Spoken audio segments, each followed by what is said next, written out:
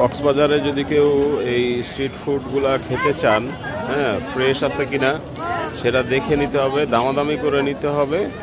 তারপরে হচ্ছে এরকম ইয়ে আছে, এটা হচ্ছে সি ওয়ার্ল্ড হোটেল অভিসারের পাশে, হ্যাঁ,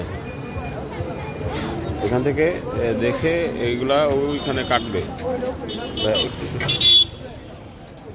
এখানে কাটাকাটি করবে, কাটাকাটি করে এখান থেকে ওইখানে ফ্রাই করবে, ফ্রাই করে তারপরে দিবে, দেখবেন যে কেমন লাগে আর কি। হ্যাঁ, দামাদামি করে নিতে হবে আগে।